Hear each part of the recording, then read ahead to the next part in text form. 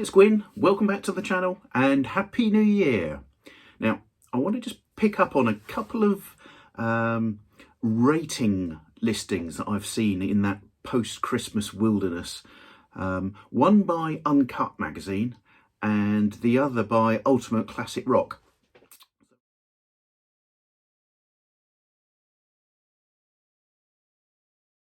So let's start with Uncut magazine, who published on December the 12th their 500 best albums of all time. Now, I'm a bit of a sucker for these kind of things. First thing that I normally try and do is just to have a look at the top 10 and see if it aligns with my thoughts, which bands or artists are in there, and particularly where are the Beatles albums. So let's have a look. Revolver was number 1. The White Album was number 4. So pretty healthy representation in the top 10. The other Beatle albums that featured in the top 500 were Abbey Road at 20, Sgt. Pepper at 34, Rubber Soul at 46, A Hard Day's Night at 208, and Let It Be at 496. Just about scraping in to the top 500.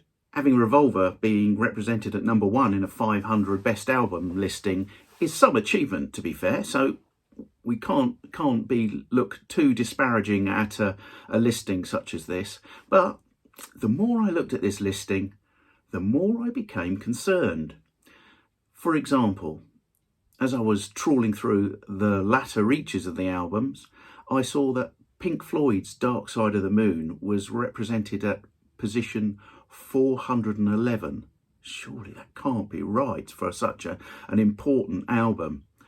Also, and I have to admit, they're not really known as an album band, but to have no representation by Queen at all in the top 500, surely A Day at the Races has to appear somewhere in 500 albums, but no sign. Then I started looking at where the Beatles solo albums appeared. Well, am I surprised that Ringo doesn't get any mention in a 500 listing?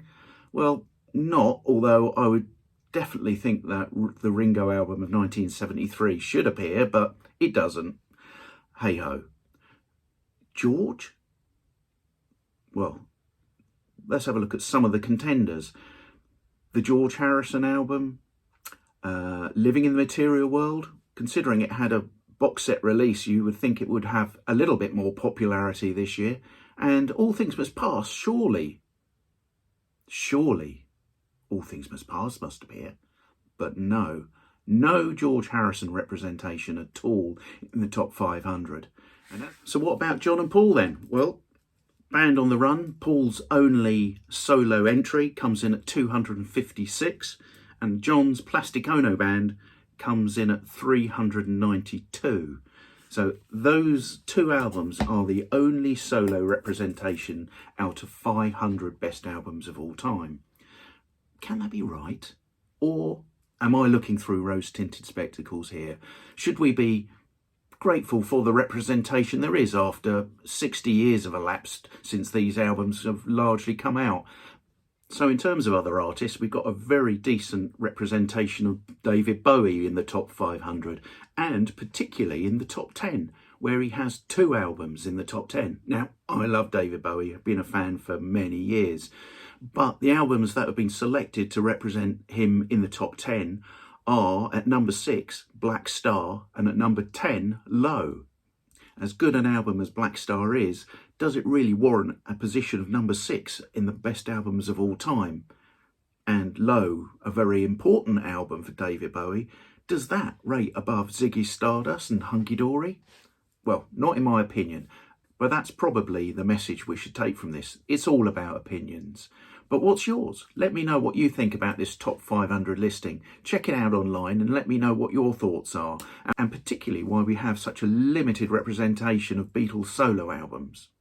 That brings me on to the next listing that I looked, which was actually a top 65 of Beatles solo albums.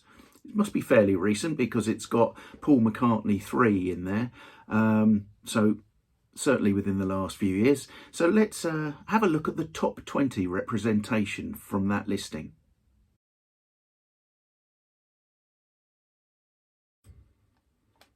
So at number 20, we have the George Harrison album. Number 19, Paul's Flowers in the Dirt. At 18, George's 1976 33 1/3 album. Wings' Venus and Mars is at 17. John and Yoko's Double Fantasy comes in at 16. George's posthumous Brainwashed album hits the 15 spot. Flaming Pies in at 14. And the John Lennon Walls and Bridges album at 13. Memory Almost Full is at 12. And Cloud 9 by George is at 11. So the top 10, John Lennon's Rock and Roll.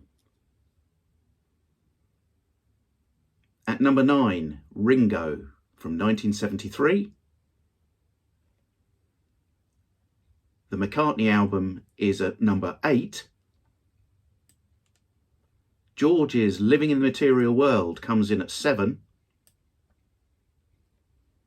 Chaos and Creation in the Backyard is at 6. And at 5, it's John Lennon's Imagine. Band on the Run comes in at 4.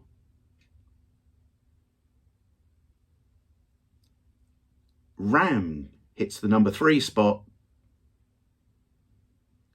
John Lennon Plastic Ono Band in at 2, which means that George Harrison, All Things Must Pass, is the number 1 on this listing. So listings really are just a thing of opinions, and I don't think that the albums contained in the top 20 are that unreasonable. I would have probably shifted some around. I'm not sure I would have had Chaos and Creation as number 6 out of all the solo albums, but you know, I think largely, I think it's a pretty good representation of solo material. But what do you think? How would you place your top 20 solo albums? So what's more, let us know of any other listings or actually any other content that you might like to see featured here on the channel. We're very much open to any suggestions in terms of content and bringing it to you. Also, as Ringo winds up towards the release of his new album, Look Up, he's starting on the promotional merry-go-round. And if you're in the UK, on BBC Radio 2 this Thursday at 9 o'clock, he is featuring on the legendary Whispering Bob Harris Country Show, doing a full interview and promotion of his new album. So look out for that for sure. So I'll make sure that in the description below, I will put in links to both the Ultimate Classic Rock and the Uncut album listing, so you can chew through those to your heart's content. If I could also just put in a little request that if you enjoy the channel and enjoy the content that we're bringing you here, if you could give the video a like and or subscribe to the channel, that would be really much appreciated. So that's about all for now, but I'll catch up with you soon with more Beatles content. Until then, bye for now.